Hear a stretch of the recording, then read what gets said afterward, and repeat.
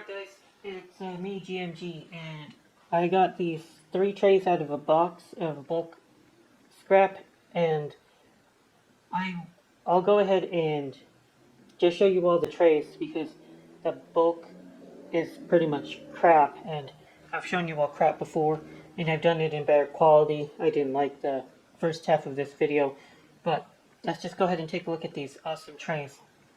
Piece number 1, we've got what looks like a pretty decent tray. I found multiple of these. They sell, but not for very much, and that's alright. It's a tray by Leonard. Let's see. I'm feeling roughness right here. That's a sign that the silver plating is thinning. Because silver, if the plating is still there, it should be very smooth. But when the silver starts to be thinning out, then you'll get that rough texture. So that's not a good sign. On the tarnish here, it's still nice and smooth, but yeah, this bottom here, this discoloration is not particularly a good thing. I would like to see what happens if I try to clean it up a little bit, so maybe it'll look nicer. The back is in okay shape, not too bad, and yeah, it is Leonard. They used to use a lion, a walking lion, or they would say lion passant, really. That's what I think of when I see walking lion, but obviously this isn't real silver, and they just used a lion because of the symbology of the lion. They really shouldn't have, to keep from confusing people, I think, but whatever. It was their company, they did what they wanted. Leonard Silver. Okay, now here are the 2 pieces that made me buy the box, really. Here was the Barker and Ellis. For the first tray, take a look at this one, guys. This is a nice tray. It's super ornate. We've got a cut pattern the entire way. This took a lot of craftsmanship and a lot of creativity to come up with this design, this pattern. And Ellis Barker was a very premium silver plate and silver manufacturer in England, Birmingham. Their pieces are works of art. If you see that scrolling background is just the etching in the inside is stunning. Try not to drop it. Okay, so and then the border is also very cool. Textured very nicely. Wow, and the back also very pretty. I've only seen a few companies with this design choice with ball feet or kind of half ball feet, just to raise the tray off the ground, but not to have feet that can break easily. I appreciate that, actually, because trays with feet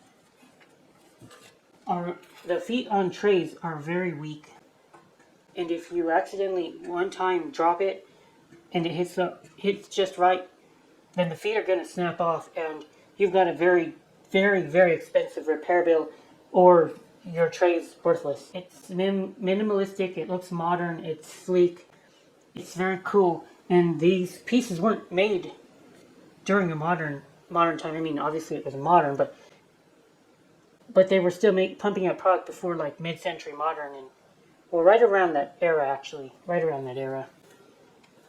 So yeah, Barker and Ellis. You see, from Barker and Ellis, oftentimes they just use the word England on their works. All they would mark their pieces with is England, and then they would use a hallmark that didn't show Barker and Ellis often, but sometimes they did write their company name. But they would use a symbol And oftentimes it was a Jewish menorah, sometimes it was a pineapple, sometimes it was a shell. You could recognize all of those. Now there's another one by Barker and Ellis here. They both have a monogram, probably showing that. I don't know, I think that monograms are kind of cool, really. And companies will charge you extra for the monogram, so it's not like these people who are buying these silver-plated trays were poor by any means. They probably were very well-to-do. And why they decided to buy silver plate instead of sterling, I mean, I guess it's still cheaper, but they probably could have afforded the real thing if they were buying trays this elaborate from a firm like Barker and Ellis. But anyway, so here we have this tray, and zoom out a little bit. It's so stunning. Look at the handle. The handles are rolled like this. Got some kind of leaf thing going on here. Look at the scroll work a little bit on the inside. On the face, I mean. It's a bit grimy. Yeah, it's a little gross. But yeah, if something sits in the kitchen forever, well, you can get that oil or grease or grime. It's not unusual, but still a little nasty. So I'm gonna go ahead and cut it down with a cloth or something, but definitely not gonna polish it up. Y'all see that again? The hallmark is just England. I'll roll this down. It's focused. There, the menorah. They didn't even decide to mark it as EPNS on this piece, which is, or silver plate or anything like that. They just said, here's your menorah, England.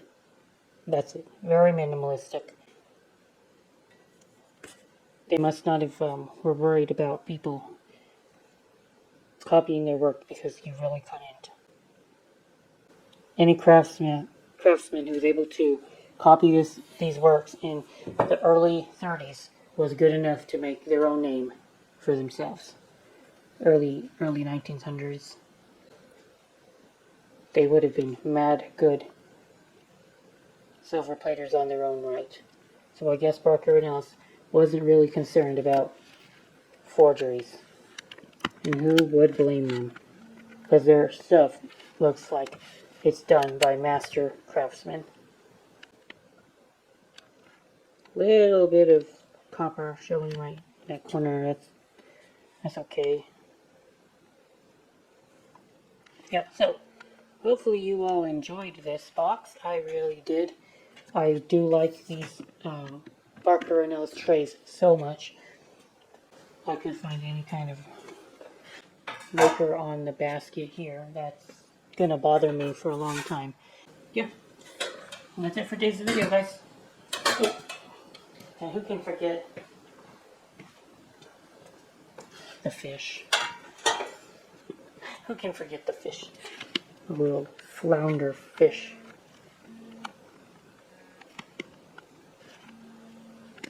Alright, so much to that.